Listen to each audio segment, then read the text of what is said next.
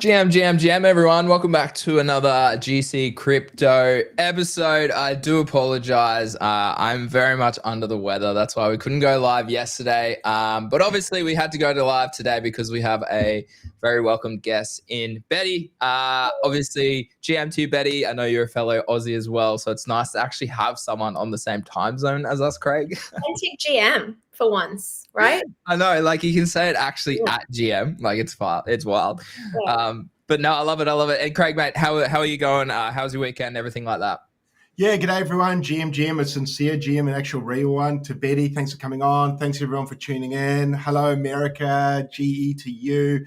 Man, I'm good. I guess I'm better than you, Greeny. Yeah, I'm better than you. Actually funny, it's that time of year, isn't it? Sort of June, July here. I always get sick. So I got a bit of a cough.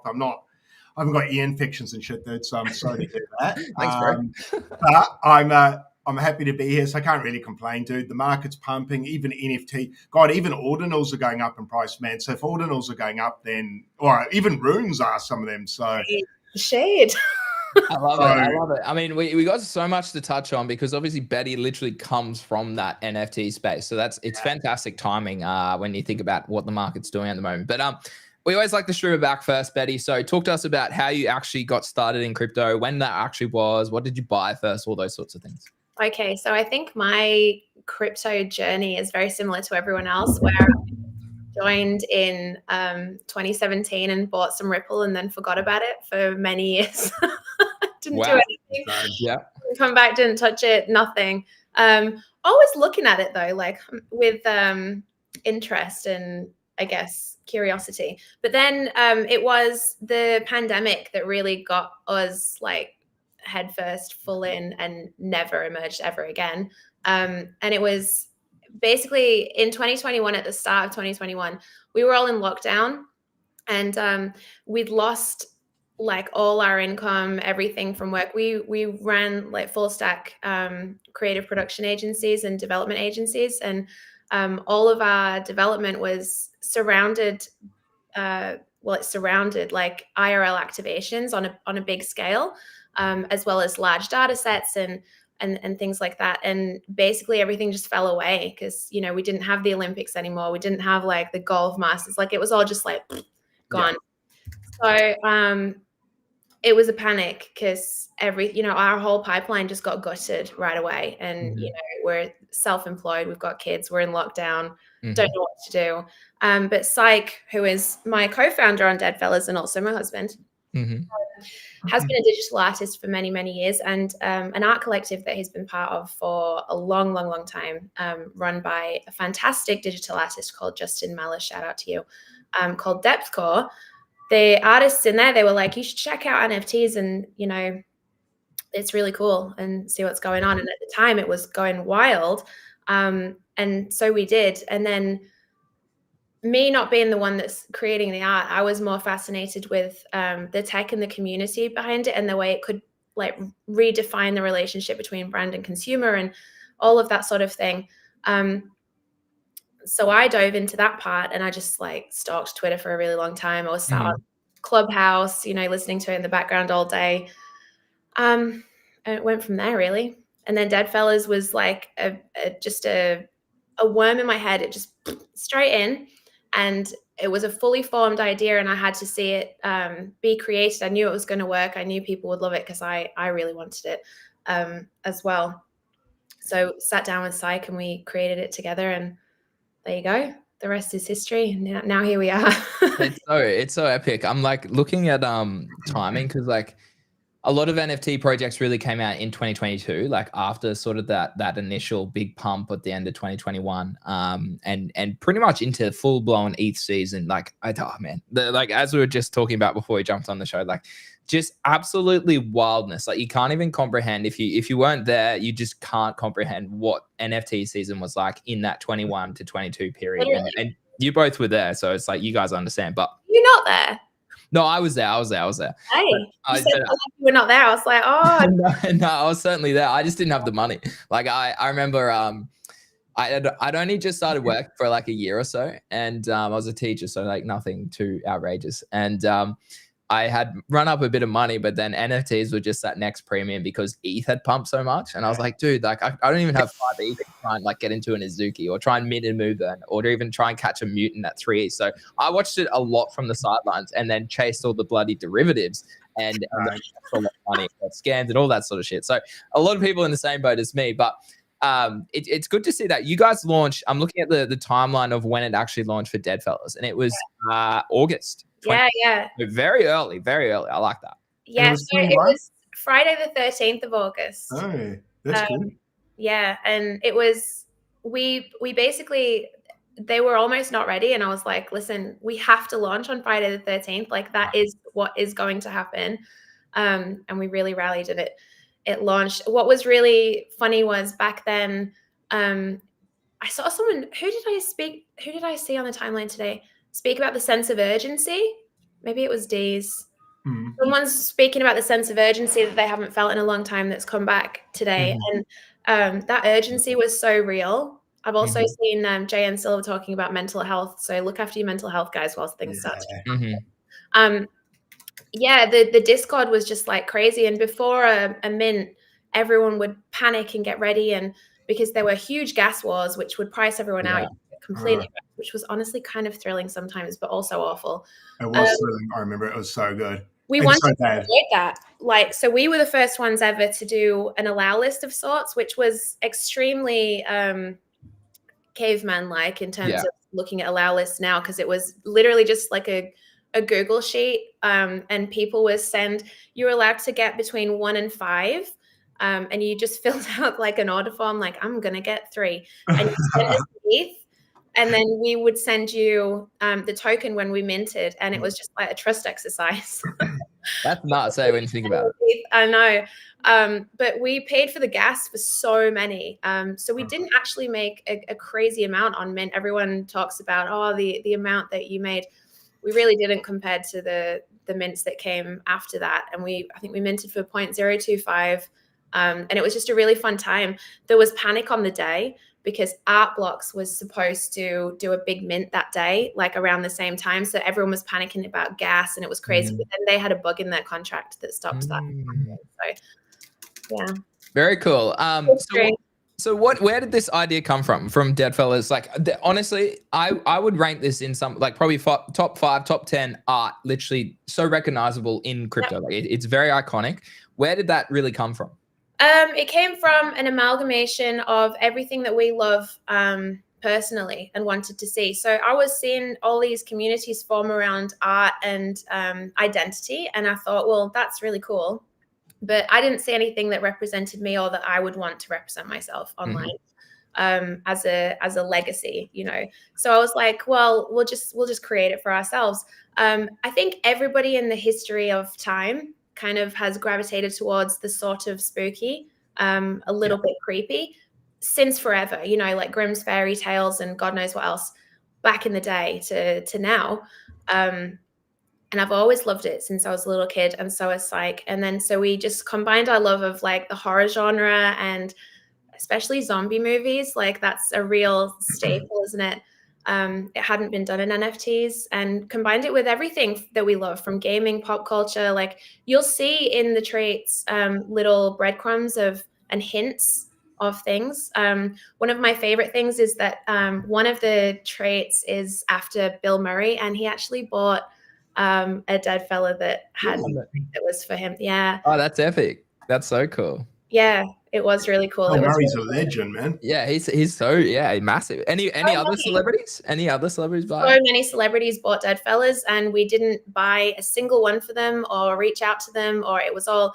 I think that's a big differentiator from the other projects. I think a lot of people had influencers seeding NFTs to celebrities. We didn't have any of that. It was if you wanted to buy it, you could buy it. So Elijah Wood changed his profile picture. No way, hectic. He almost looks like one of them, doesn't he? Yes, he's so little. Mercilessly. The Lord of the Rings memes were so hectic. Yeah. And I was like, don't be cool, guys, but you know. Be nice to the dude, eh? We had Paris Hilton, Reese Witherspoon, OBJ, so many people. Yeah, it was. That's so cool. That's so cool. Yeah, it was a fun time, and they still have them. So there you go. That's epic. Craig? Yeah, Betty, I wanted to ask, what was when you got into what did you say, Ripple first, XRP? Was that your first crypto buy? Yeah. That's so good. That's so good. What was your first NFT? But did you buy NFTs before you launched your project? No, because I had no money. So okay, yeah. I was like you. I watched everything mint and launch, and I was like, oh, I was early to everything, but just didn't have the. Even Bored Apes at 0.7 ETH. I remember looking at them, grabbing them on secondary. I had like all these pink ones. I wasn't a massive fan of Bored Apes when they launched because I was like, I don't see why I would want to use that. But then I know what you mean. And then when price went up, I felt I could go with the out there. But shout out to the team because they're awesome. I love that ecosystem. Now we've gotten a lot closer to them. But no, it wasn't for me. But I had all these ones that I wanted, But when we minted and we launched, my first NFT ever was an NFT by Gongyang, the Ghosts project. Do you remember that? I think so. Just it's iconic and it's OG, and I don't know how to share anything on here, but right now. Yeah, let's bring it up. Who made it? Hit the share screen button. HXSTS, so ghosts, but with an X instead of an O. That whole ecosystem is incredible, and that art is wonderful, and it was something that I really, really, really wanted. So I got one. I remember these. I remember these pumping. These were cool I remember these on the timeline. Yeah, and the team is great. I just loved it. So that was the first one, and we had a collaboration with them shortly after we launched. So after we launched, we did the Infected collection, the first one ever, which every year we do an Infected collection, which is a collaboration with artists in the space, and they kind of share their take on our IP and we do theirs. And they were part of the first one, which was cool. So yeah, that's history. That was my first NFT. Yeah, that's so good. Hey, shout out to Crypto Nova, who's in the chat. He's OG Crypto Punk. Hello. We met once in Miami at a party that Trippy did. I was going to say he was full NFTs, wasn't he, back then? I haven't seen him on the timeline much, but I was going to say I'm sure you guys must have met old Novo. You know what? Like, shout out to Nova as well. He actually nearly brought Craig and I together, I'm going to say loosely, because Craig, you were jumping on his show. Yeah, I was on his show. And then I was like, oh, you know what? Like, I want to do that. And so like I reached out to you both, and he's like, yeah, dude, jump on. And then pretty much like from there, like that's really where I suppose we kind of like hit it off on camera. And then we're like, you know what? Like we could probably do this a little bit more full time. So that big shout out to Novo. Legend, absolute legend. And I like how didn't his punk get stolen? And and everyone bought to get it back. No way. I've still got 3 of the NFTs. So they did an NFT sale to raise funds to get it back. So I've still got 3 of them in my wallet because everyone was like, punks always support punks. The prices are going to pump. So I minted heaps, obviously to help him, but to help myself, and it didn't pan out as well. But he got his punk back, which was fucking cool. Yeah, we love to see that. That was really nice to see. I liked that. All right, let's pivot to the challenge of being an NFT founder. Obviously, we've started to see a bit of a silly season come back, so that's fantastic for everyone involved. But what sort of challenges have you faced over sort of the past, well, let's say like through the bear market from 22 all the way maybe through to 2024, even more present into 2025, I suppose? Like what challenges and where have you really taken Deadfellaz and what are you building and all those sorts of things? Okay, that's so many questions. I know. Sorry. That's all right. You've given us like a structure there, and that's nice. No, the challenges are so many. Ones that you wouldn't expect, and ones that I think people don't speak about too much because it's not like glamorous or sexy. But I think structural challenges have been one of the biggest things. Trying to build a legitimate company in an environment that is very hostile to these, to everything that we do, basically. If you mention NFTs or crypto in any bank or anything, it's just red flags across the board. And that's really hard to navigate and deal with. So we've spent a long time, navigating that and figuring that out, which has been really fucking hard. Yeah. And I think honestly, that has been the reason why so many of the brands that you see have had to just leave, because it's like every aspect of that is against you. Like you're trying to go against the current there, and to survive it is fucking difficult if you don't have massive institutional support, which we don't. No. A lot of these brands raise like close to 100 million. We didn't raise anywhere near that. And the tiny amount that we did, it was like, inconsequential to the challenges that are actually there for NFT founders. So if you've survived this and you've structured things out and to flourish from this point on, like, props, because oh my God, I know the struggle. Aside from that, we had the biggest thing that is honestly the heartbreak of my life, and I've spoken about this before, is we had a movie deal with Fox, and it was in production and amazing, and then Hollywood shit itself, basically. And the writers' strikes? With the strikes, the writers? It spanned across animation and everything, and it put everything on hold for a really long time. And then studios were like, you know what? We're not going to do new IPs. We're just going to do reruns and things that have already been. How boring, eh?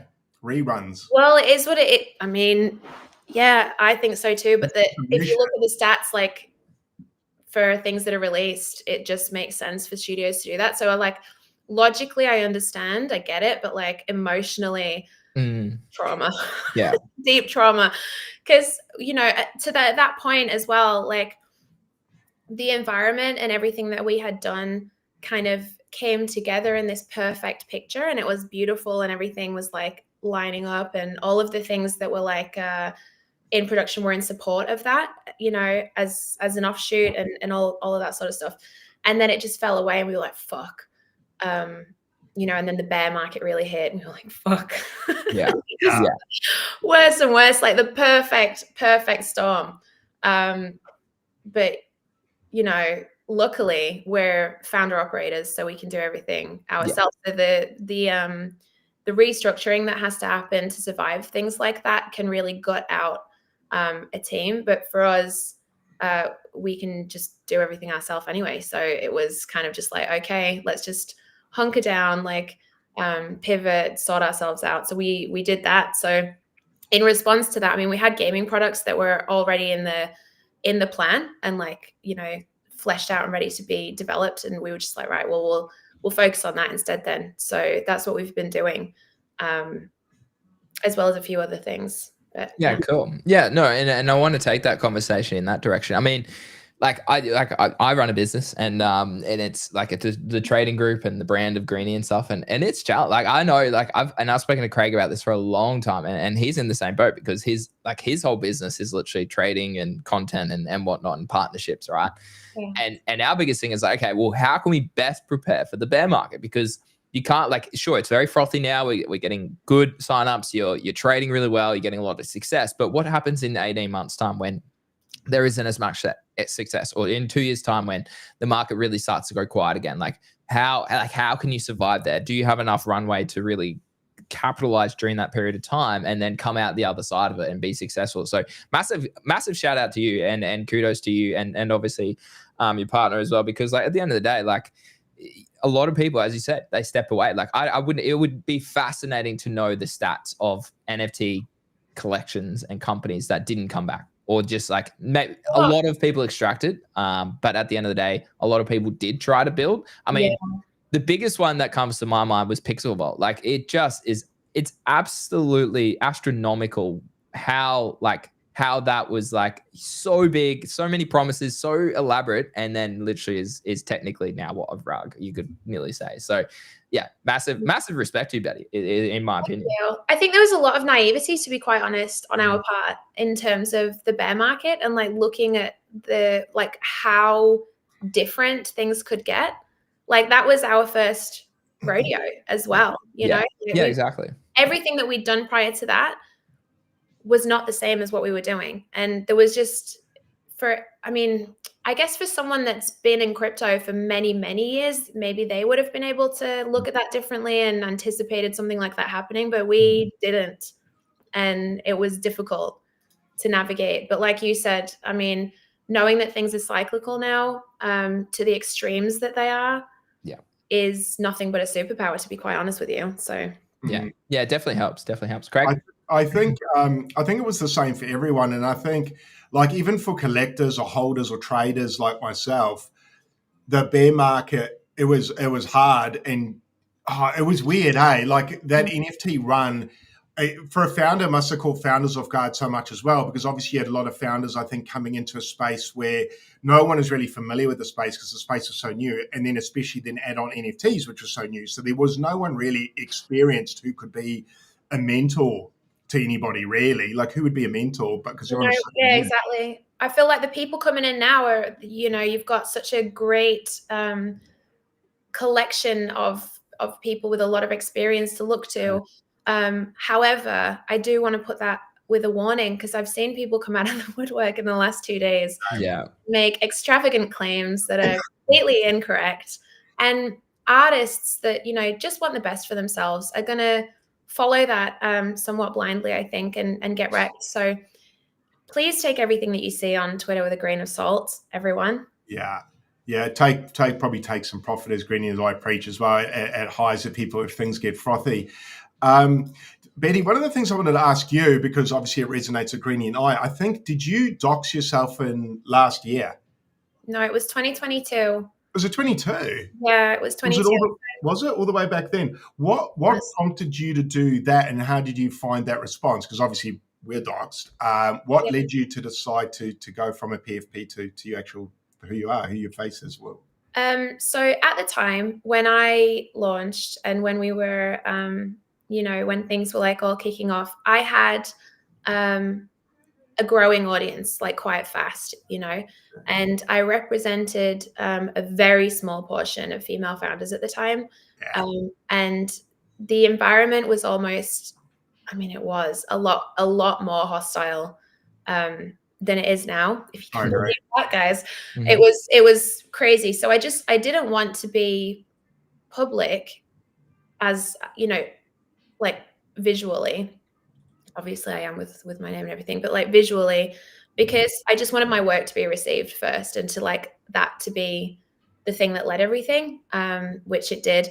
But then it became quite apparent as, we had like IRL events and conferences and all of that sort of thing, that it was quite important to be visible and to kind of actively like take up space as myself, and meet people and kind of really just be out there. And so I had planned on doxing myself at our first big event, which was NFT NYC. It was the Dead Zone party in Brooklyn, which was iconic and remains the best event ever in crypto. Let me tell you guys, anyone that went will tell you the same thing.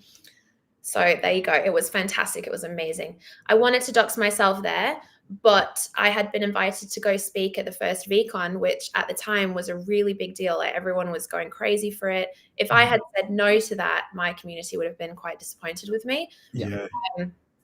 So I needed to be there, but the team wouldn't facilitate me to speak anonymously, which is a real shame, because in subsequent VCons, they did support that for people. So I was my hand was a bit forced, which I was really pissed off about at the time. And my team was as well. But then, I just thought I'll just make it a moment for us. So we had a really cool merch activation that was really iconic. If you see photos and videos of that as well, I should share that again for people to see, because it was epic. But it was a really fun time, and I don't regret it at all. And in terms of being doxxed, I do regret that sometimes, because it comes with a lot of risk and drama and God knows what else. But it is what it is. This is the reality now, and here I am. So yeah, I think it's great. Yeah, I think it's great. You're doxxed. I think it's great. I think it adds a layer of trust. Yeah. Well, organically, just seeing someone's face, looking into someone's eyes, I think is important for someone like me. I like to. It's not the most important. Oh, it's one actually for trust. It's probably one of the most important. So I think it's great you did it. I don't know though. I'll argue with that, because I think that that's a psychological thing that's personal to us. But at the same time, some of the biggest ruggers in this space have been completely doxxed. Fair play. Yeah. Yeah, fair. Yeah. It's I mean, it's a fascinating conversation, isn't it? The doxed and undoxed sort of people in crypto and crypto Twitter, I suppose you could say as well. So I guess one of the benefits of them being doxed, though, if they rug, is well, not one of the benefits, but well, for the people who got rugged, you might be able to track them down, I suppose. But so it's probably not the best way to go. That's a stupid rug, right? Put your face on and then rug. Fuck that. Yeah, I mean, they do it. And that's why you anyway. see these kidnappings in Mexico and shit, where people go missing. Grant man as well. We're going to see a bit of that in the bull run, I reckon. People are going to do stupid shit. They've been doing it for years, and it's terrifying. Yeah, which is one of the concerns you mentioned with doxing, is that sort of stupid stuff. Like you see people now when they were going to, what was that thing? Was it in Paris or whatever? And people were hiring bodyguards and stuff. So I'll be completely honest and open with you and say that I have had security with me. I don't blame you. Since I was doxed. So, and if there isn't security at an event, like I'll do recon on the event. If there isn't security at the event, I'll just have to bring my own. And that's the reality of it. And, you know, people can say that that's overkill or not, but they're not in the position. And if you've got a family, a mum of, you know, 3 small children at the end of the day, there's people on here, I would say to like the younger people on here, they're on there like flexing ridiculously. And then, you know, you'll go to crypto conferences and post your fucking hotel and that's dumb. all of it. It's just so risky. Like, just don't do that. It's not worth it at all. You can't wind it back. You're just putting yourself at risk. There is no benefit aside from flexing online. So just don't do that, guys. Yeah, I totally agree. Greeny? Yeah, very sound advice. I very much agree. And that's something like as you do grow a bigger name in this space, it's something to be aware of for sure. And you're not the first person I've spoken to about that specifically as well. Yeah. So yeah, definitely something to consider. So what comes now for Deadfellaz? What have you guys been building? What's execution like? What's on the timeline in the next 6, 12, 3 years? All those sorts of things. So much. Oh my God. So I'm going to run down my mental list. I love a list. So we have recently brought all of our production completely in-house, which is fun and great. So we have DFC Studio, which Spike actually put out a tweet, which you should have a look at, which is kind of interesting. He had this idea where he's like, there's not many teams in the space that are able to create large-scale collections that have absolutely no mistakes and smooth launches and all of that sort of stuff, aside from teams like ours that have done it before. And we have the ability to do it again and again and again, which obviously we don't want to for ourselves because we've got our stuff out now. But, we would like to see the quality of what's put out raised. So he has basically said, like, our studio will create a collection for you. This is only for one person, by the way. This is a one-offer thing. For someone that sweeps 50K of Deadfellaz. So that's like the exchange, like a trade. It's an interesting concept. Anyway, so that's been put out. But the studio that we have internally is producing everything that we have, which is nice. We have got, there's the tweet. So we've had a few people reach out. It's interesting, kind of fun. We've got Cold Link, which is, does OBJ still rock Deadfellaz? I see that in the chat. He doesn't have his profile picture, but I think he still owns it.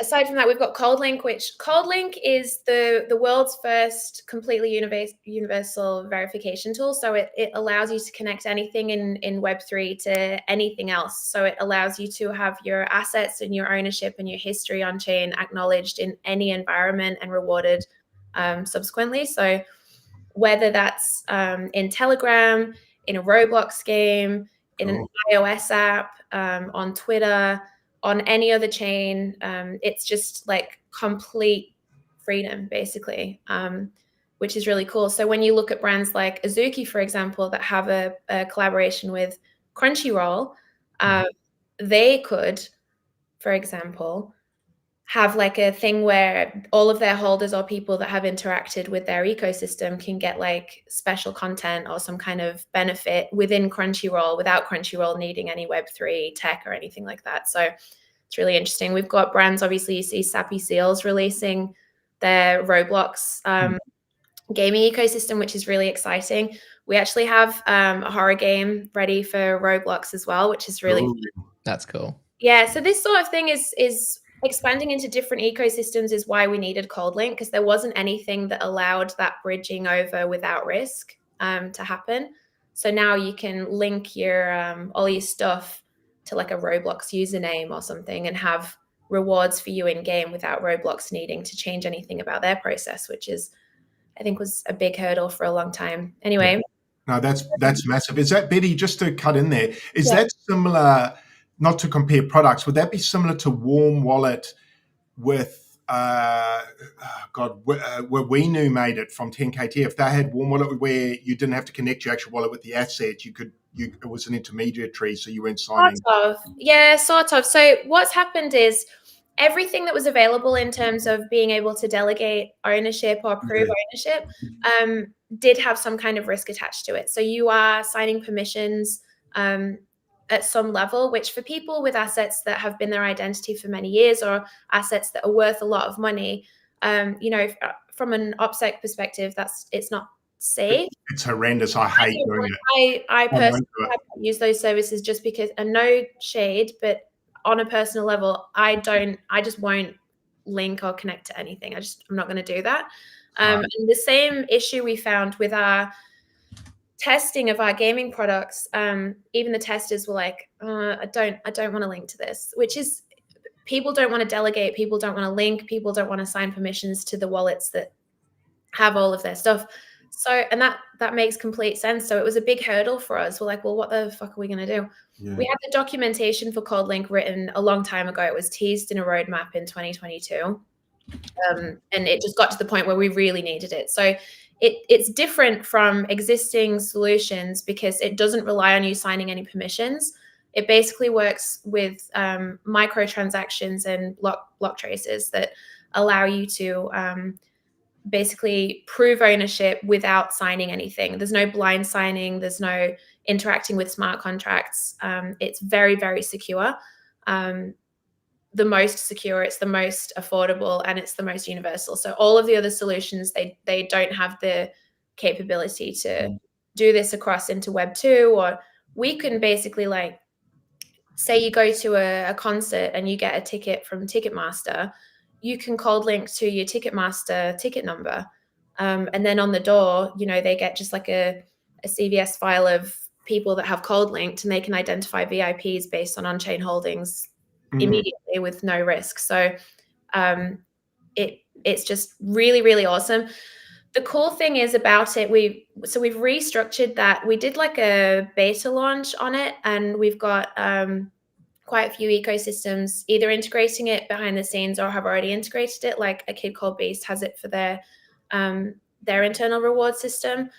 But we're restructuring things basically in response to what founders and developers have said, so that they can own their own data more and also make money using it. So we'll be communicating that soon, but that's basically ColdLink, which is fun. And then I love that product, by the way. I think that's so good. That's really important. Revolutionary, yeah. I think people, it's people just haven't realized like what the next thing that's needed. It fucking changes everything. It pulls down the walls of Web3 completely. It redefines the value of NFTs. So while all of this is kicking off and NFTs are going crazy, what does owning it actually mean? Not much if you can't get benefit from owning it in any environment with no risk. Like, if you're too scared to connect to things to get rewards, then like me, I've got a big Pudgy. People are throwing things at Pudgies because they want attention, but I'm too scared to connect my wallet with my big Pudgy because I don't want to connect to weird shit to get $200.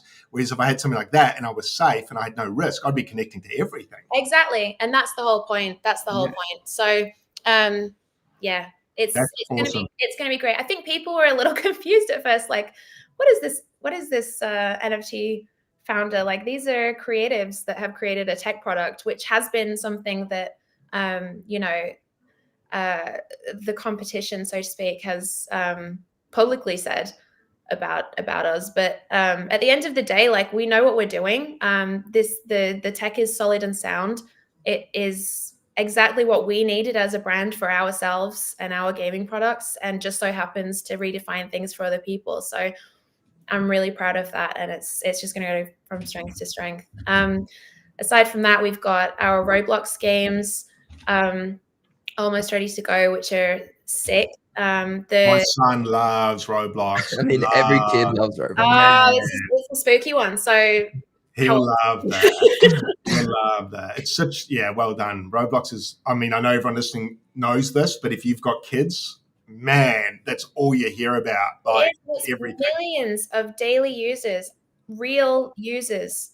So building in those sorts of ecosystems makes sense to us and obviously to other people, because you've seen Sappy absolutely kill it with that. All that. So awesome. So that, and then the TCG, obviously, a few things that are secret, and then I don't really want to announce things. But what can I talk about that's not announcing things?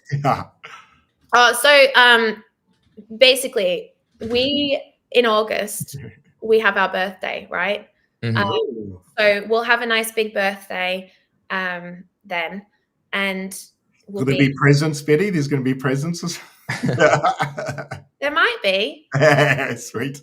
We need to give you some presents. It's your birthday. Gift giving, definitely. So there might be. But yeah, we have now got the ability to reset everything and move forward with all of these new products that we've got ready, which is really great. So there's kind of going to be a bit of a not a relaunch, but like I don't really know what to say. What would we say for that? It's not a relaunch, but it's like this is the new version of maybe expanding somewhat. Sort of, yeah.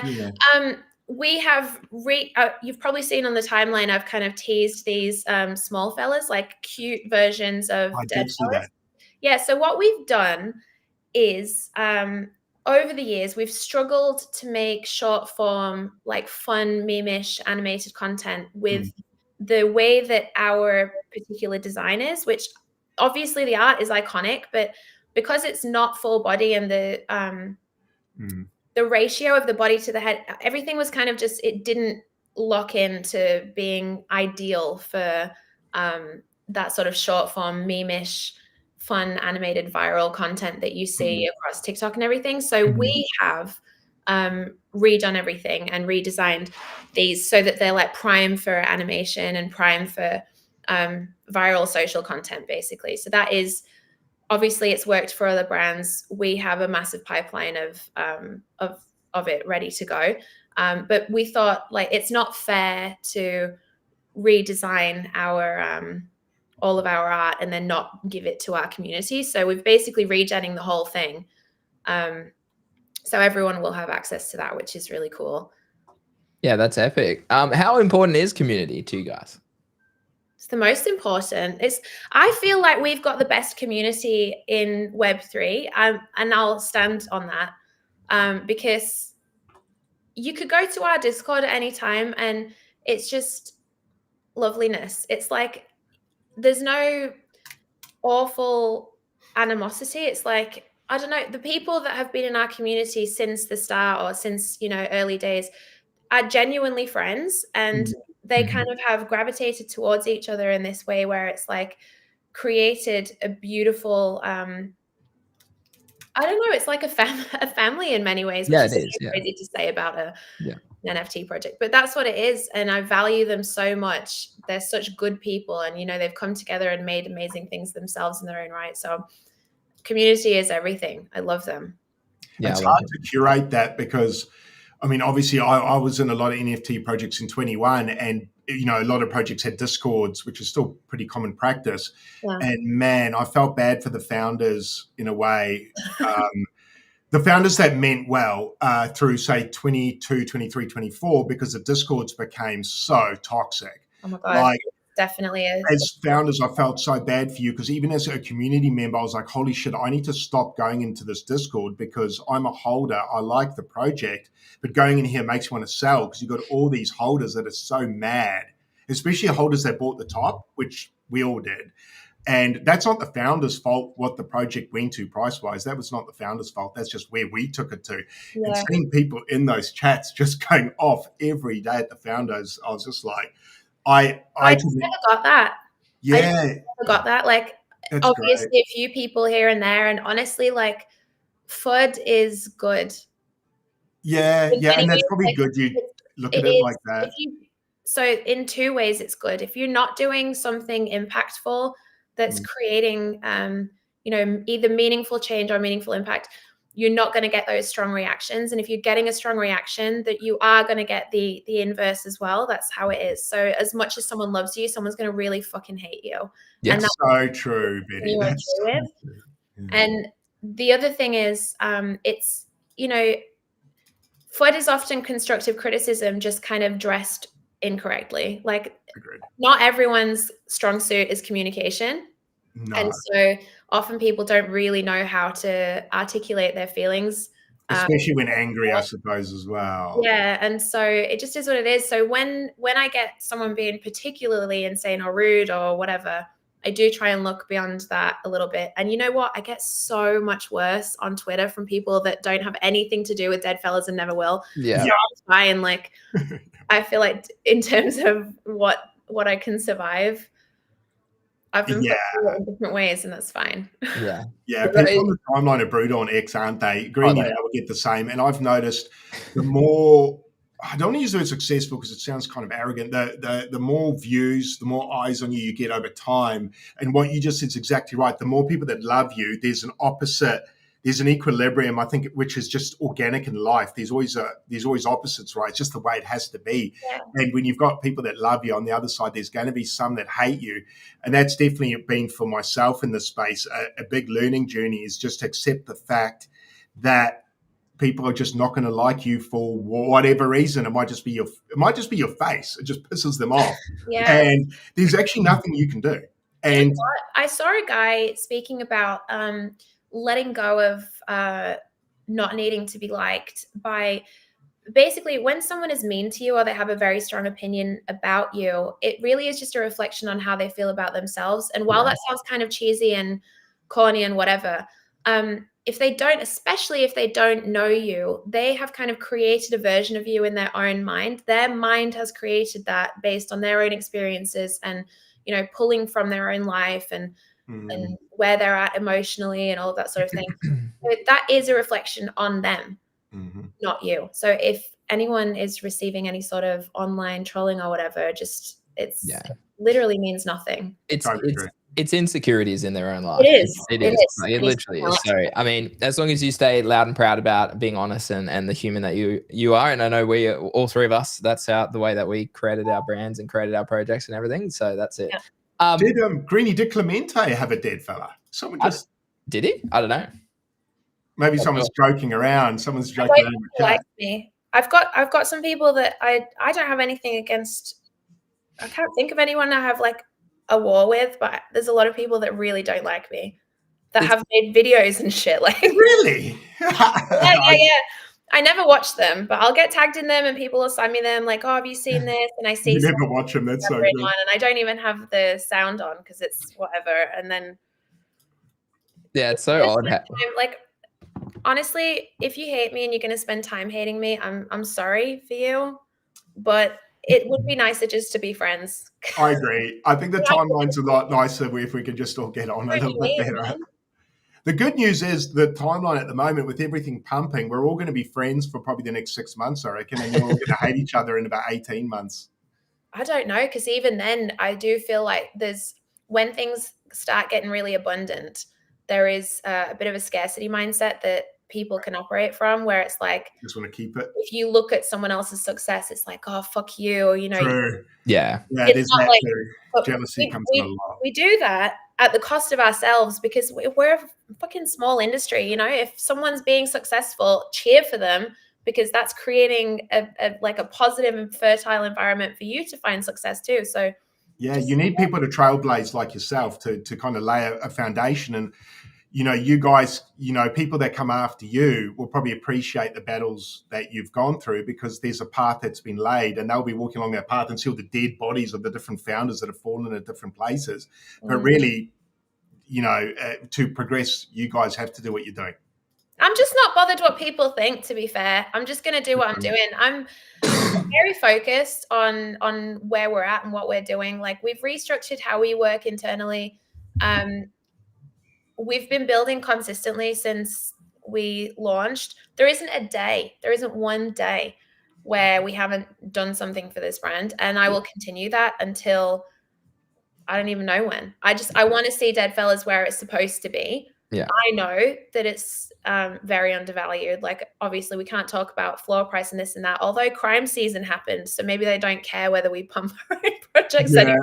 Literally, yeah. Yeah, like, God. But no, for real though, Deadfellaz is underrated, and we are working really hard, and the quality of things that we're able to produce is very high. And so I can't really say anything else than that, but yeah. No, I love it. I'm buying one right now. Thanks, Don't mate. buy that, but don't buy that floor one with the. No, dude, it's so good. The floor one's dope. Not with that Adidas tracksuit, man. That one's dope. No, it's so dope. Yeah, I saw it. I was like, I looked With at the it like the last background. 10 minutes, and I was like, no, that one's dope. Yeah, I just don't have ETH on that wallet. I was like, fuck, Yeah, I was no, going to buy it before I need getting ETH on that wallet. Yeah, I've been No, eyeing it up. mate. Yeah, it's clean. I was a big fan of that one. So I just bought it. Same. I wanted to ask Betty, like a lot of the tech side that people don't really appreciate, because people want people want their bags to go up, right? That's essentially why people generally come to crypto, rather than actually understanding the shit that's being built. What did you do before crypto? What did you do? Like, are you an engineer? Like, talk to us. Were you technical? Something? I have a really weird background of kind of everything. So I actually did biomed at uni. I was not anywhere near this industry, and yeah, that was my whole thing. I did that because I wanted to take the GAMSAT and then be like a dentist or a doctor or something. Like, that was the path for me. And being the doctor, how that would I know, a different thing. Would you trust me to? I don't know. I reckon you'd be a great holistic doctor. I could see you. I'd probably be a surgeon. Whoa! Yeah, perfect. Yeah, I'd probably be a surgeon. No, I kind of went down that path, and then early on, it was when I was in my early 20s. One of my best friends ever sadly passed away from cancer, and it kind of sent me into this spiral where I was like, I don't know what I'm doing. Do I even like this? Like, am I just doing this because I'm supposed to do it, or because I can do it? And it really did. It kind of put in me, because I've always been very creative, and have always been very entrepreneurial. Like, since a tiny child, I would do crazy shit. I was like charging people to compose Nokia ringtones, selling them in the playground. Like, that's so good. I didn't buy a single Pokemon pack until I had like 250 Pokemon cards myself, because I was just trading up. So that was kind of what was instilled in me. My dad used to take me to car boot sales when I was a kid, and like give me £5 and be like, go to hustle kind of thing. See what you can do. That. I literally love that. Man, that's good. So that's kind of who I am. But then I moved away from science and from all of that, because I just didn't feel like I wanted to do it. I was like, I just don't feel like this is for me. It's not going to make me happy. So I left that. And then I had studied psychology quite extensively through that, and applied it to marketing and a bunch of other stuff. Psych and I were already together. We've been together for many years. And so he had been working in agencies, like creative agencies, primarily with clients in the States. And so we just kind of worked together on that for years. So we would just do full stack development across everything. Like I said before, like interactive data, gaming, all sorts of things. The cool thing was, at that point, we didn't have any need to advertise or anything like that. We were very much just white label behind the scenes, and it was a very different experience to what we do now. It was quiet and calm, and there was but what we do now obviously is amazing. I also did a lot of community work for many years. So I would work with Indigenous organizations and orgs for women struggling, which really, really picked up over the pandemic, because obviously a lot of people needed a lot of help. But in that and doing that sort of work, it really frustrated me, because all the systems that we were working within were just broken. And the same thing with the work that we were doing with the studio stuff and with everything. It just all felt really stagnant, and I was really starved for innovation and like the next thing. And when Web3 became apparent to me, when Psych kind of explained what was going on with NFTs, it just like blew the lid off my brain. I was just fully all in, and I haven't been able to stop thinking about it since then. Yeah. It's addicting. Like, and it's the innovate. I agree. I completely agree. Like, I don't think I could ever nearly walk back to another job. Like, I can't. I could never. I don't understand. Boring. I could never. Imagine doing spreadsheets now for someone walks into your office and goes, "Get this report in by 5." I'll be like, "Fuck that, man! I'm not doing shit."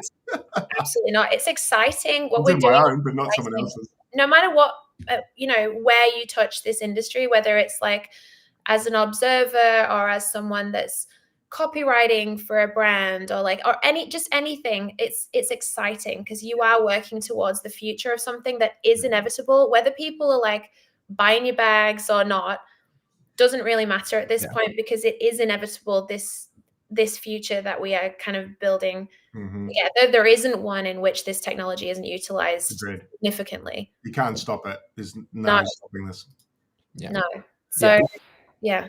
I want to ask Betty, you mentioned just before Greeny jumps in, you mentioned you were in talks with a movie a while back. Is there any plans to pivot back to that and do that, or have you scrapped that for now? And not with that structure and everything else, but there was significant work on our end that had been done, and so obviously that is something that we will do. It's always been in the plan, like media and entertainment and creating IP that people fall in love with. That's what happens. How that looks and how people interact with it might look different to like a traditional release of a movie or a TV show. And I think you'll see that from across different IPs in this space, because we're not in the habit of doing things that have been done. Yeah. There's a track record now. I think what's cool is if you're a founder or you're an artist or whatever, and you want to release something now, there is a bit of a blueprint to follow. And shout out to the people that have been out here working really hard and creating that. That's great. So you can kind of see where people are getting success and how things are being fallen in love with. And so yeah, we will be doing that. I'm very excited about that whole thing, but the gaming stuff will come first. Okay, sick. Okay, so gaming first. That's exciting anyway. No, I was going to ask literally the same question with the IP. It's just it's probably too important not to try and go down that, like the animation, the movies, the memes, the not whatever. Even I do. So we don't say try in this house. That's not what. Just do it. Yeah. I love that. Okay, why should someone buy a Deadfellaz NFT? Just like Greeny got it. Just like me, bought it, the dirty dog. Just like myself, who just bought this one. Bro, I literally saw it on the floor. I was like, dude. I can bring up a photo of me when I'm 19 in a club and I'm wearing an Adidas jacket like that. I'm gonna bring it. I'll see if I can find it for people. You'll fucking crack up at me when I'm 19. You don't even know. So this. You actually have a secret trait. So the cool thing about Deadfellaz is we were also the first ones to have this complex trait layering. So other people had never done that, and I haven't seen it much since, if ever, really. Maybe someone can correct me on that. But basically, every single trait in Deadfellaz has a level of degrade. So you're either fresh, damaged, or rotten, each of the traits. And that combination of them is what sorts your rarity out. So when we launched, there was, what was that website that everyone went to for the rarity? And it was Trait Sniper. There was so many. Rarity Sniper. It's something like that. There were two main ones, and for the life of me can't remember the name. But you had to pay them an ETH, and they would list your project with the official rarity. But they actually listed ours wrong, because they listed it based on the the algorithm that had been typically used, but we did it completely differently. And that's because I want it to be more gamified. We didn't want it to be like, okay, black hat is rare, and that's it. Like it needed to be more of a treasure hunt, So what we did was all of that different trait combination thing, but then we also put secret traits in. So certain rotten versions of certain traits, a secret trait will show up. So you'll see like a knife face tattoo, or in this case, you've got a zombie bite on the shoulder. Okay, cool. Yeah, so certain things that show up and they're not listed on the metadata. Yeah, true. You just have to know. Cool. So there's like a blood necklace, and like there's a few that come up. So cool. No, I love that. Oh yeah, I'm a big fan of this. This is a very clean one to find on the floor. So unlucky, Craig. Hopefully we can find you one later. That is a good one. That is a good one. But people should get into Deadfellaz because it's inevitable. It's iconic. The IP is probably one of the strongest in the space. I am here and not leaving. I will never leave this brand. It is my life. It's my life's work. You know, my husband and I created this, and we have been here building it, and we will not see it fail. And that's pretty special. It's you two, it's yourself and your husband. You know what I mean? Like that's pretty powerful. I don't know that exists again in any other projects. Like it hasn't been marred by we don't have anyone else telling us this is where it should be or this is what it should do. Like we are working on this solely focused on our ecosystem of IPs. So we have really nothing else but this is what we do. So it will not fail because I am here doing it. I'm so committed. We have so many products that have been built to kind of prepare us for this next part, which we didn't have before. You know, it was exciting to be part of Deadfellaz in the beginning because it was like, what could this be? But now it's like, well, we have all of these products ready to go so people can fall in love with us and, you know, join us on the journey. And we're iconic. I don't know what else to say. I agree. No, I think you've answered the question.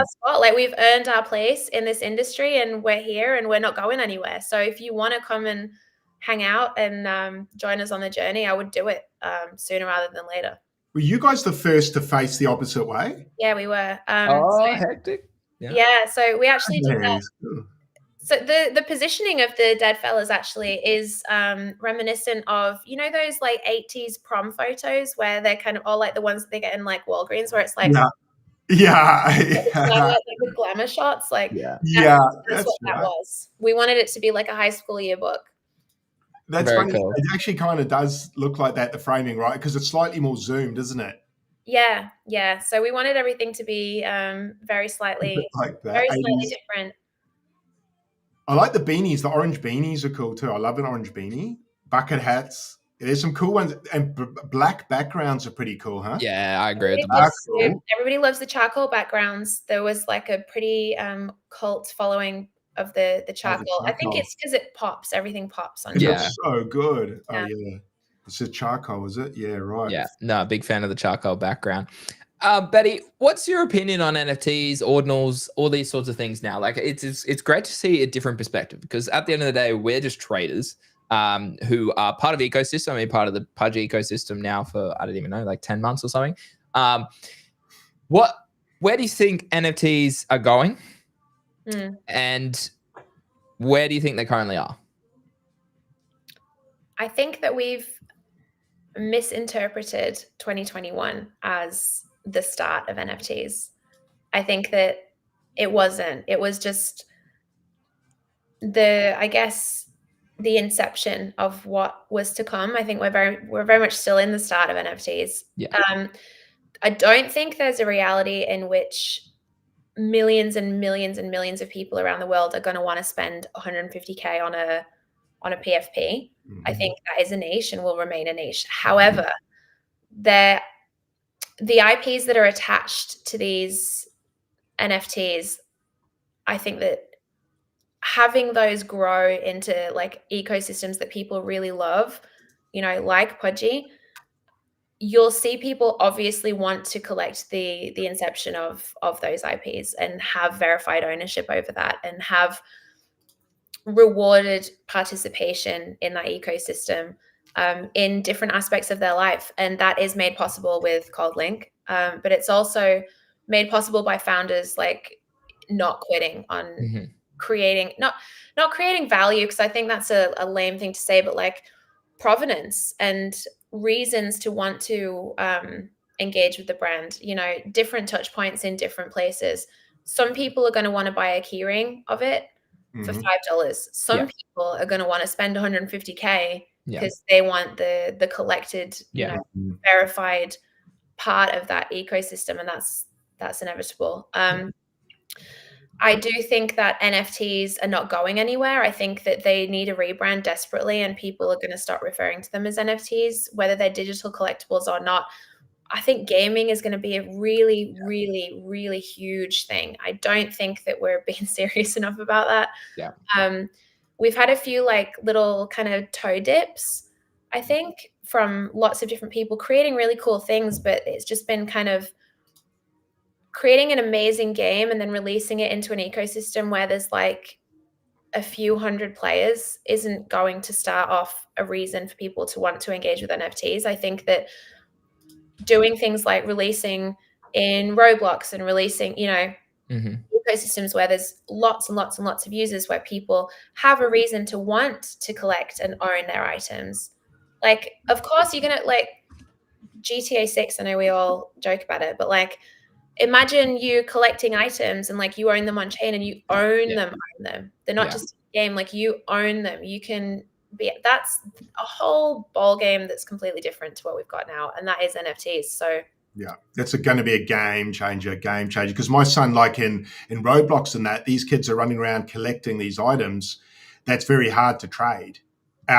Obviously, it's made like that, but once the friction's removed and it's NFTs, it's going to go gangbusters, man. These kids are going to potentially make a lot of money. The ones that are willing to grind. I think also there's like there's risk in Roblox. People talk about the risk in NFTs. There's risks getting you stuff stolen anywhere. Yeah. My son had some stuff stolen the other day. Yeah, that's right. like a Fortnite account, whatever it is, like CS:GO skins. Like this has been going for a long time. So no, I agree.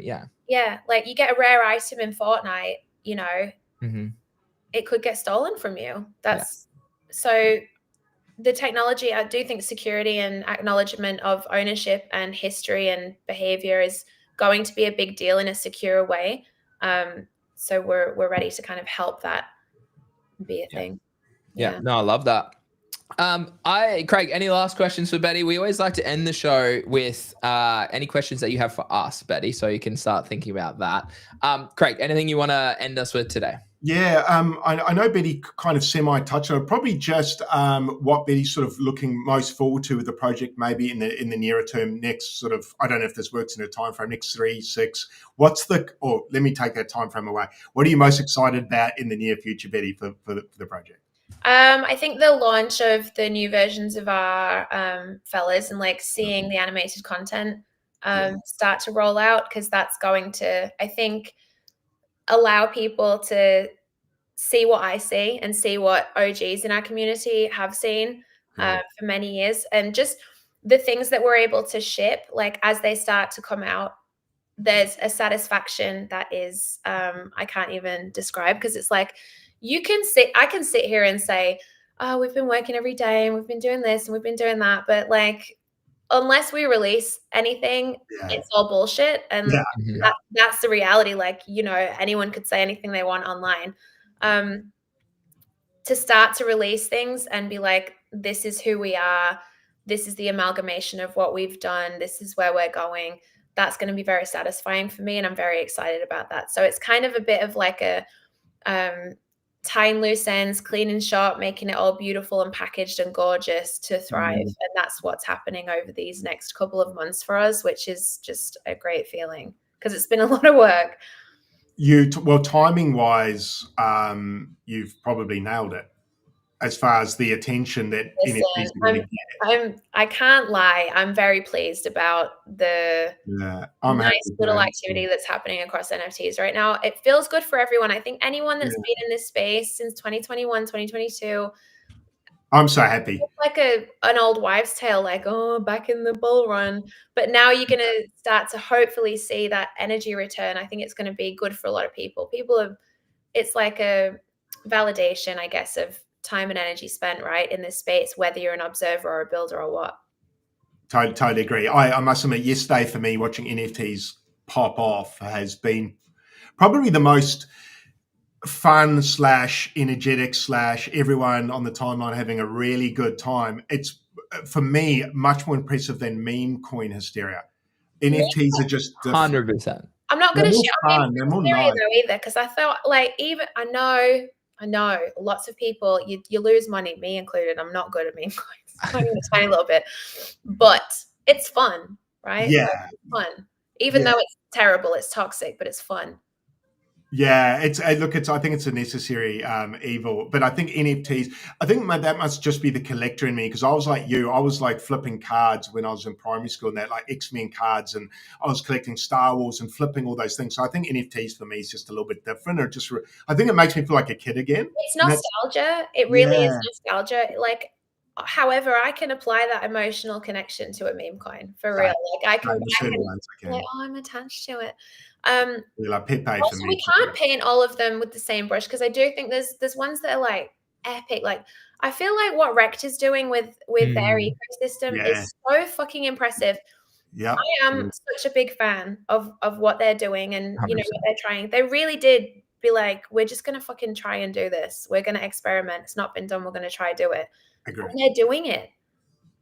And they're actually doing it, which is the impressive part. It's amazing. Attached to a high quality product. And I've seen people talk about it like, yeah, well, you're just selling lots of drinks to holders because they want the points.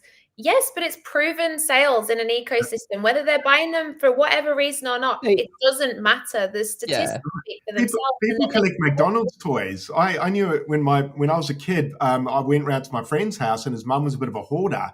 Yeah. There was just Happy Meal toys all over the house, like thousands of them, because this lady was collecting them. People will collect what they want to collect, and if people are buying those drinks because they want to collect them for points they get on an online ecosystem, regardless of whether you think that's okay or not, it's a statistic that can prove, desire and need and demand and movement, so that they can sell their drinks in 7-Eleven and God knows where else, which is what's happening. So it's the future. It's the future. That's exactly. Yeah.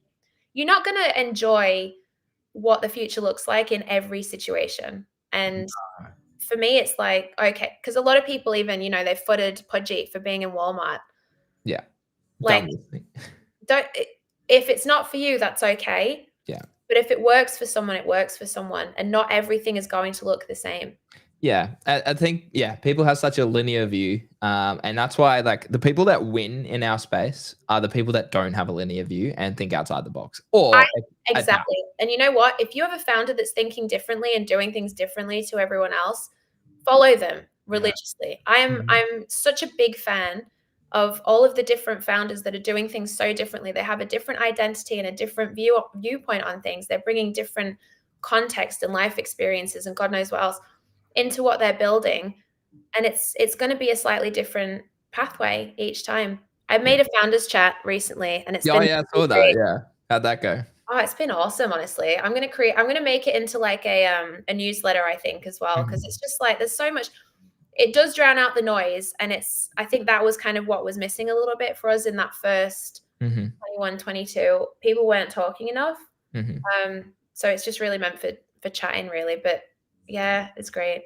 That's so good. That's so good. All right, well, Betty, any questions that you have for us at the end of the show today? And as always, thank you so much for jumping on as well. What was your first NFT? Oh, that's actually such a good question. Do you remember? Craig might be better at this.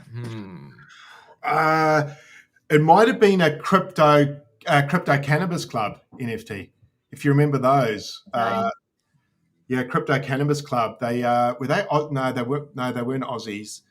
Yeah, can you bring them up, Greeny? Can you? Actually, I can. Do you remember? Oh God, there were so many. Do you remember Space Poggers? I loved the art on that one. Space Poggers. Space Poggers. I think it was Space. I remember the name. It was cute. They were so cute. Wasn't by Alien Queen. She did some poggers. Oh, was I? I love Alien Queen. Yeah, same. I was looking at some. So I think it was a Crypto Cannabis Club, and what really kills me, I think ETH was at about 4,000, and I spent 1 ETH on a rare. Oh my God! Fuck. And the owners just slowly rugged that project. Fortunately, I've had the ones where I've bought the most, like 20, 30, 50, are the ones where it either immediately rugged or like. Yeah. And you're like, oh man, that's like 7 Aussie grand. What the fuck was I thinking? But yeah, I bought a moonbird at the top, guys. Oh yeah, that'd be great. Sheesh. Yeah. Well, hey Betty, they're coming back. Yeah. Great. I'm like 1.5 each. Like, yeah. Yeah.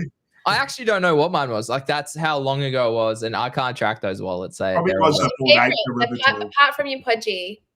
which obviously you use. What's your favorite NFT? Oh. It's your new Deadfellaz, isn't it? Dude, Yeah. That's the answer.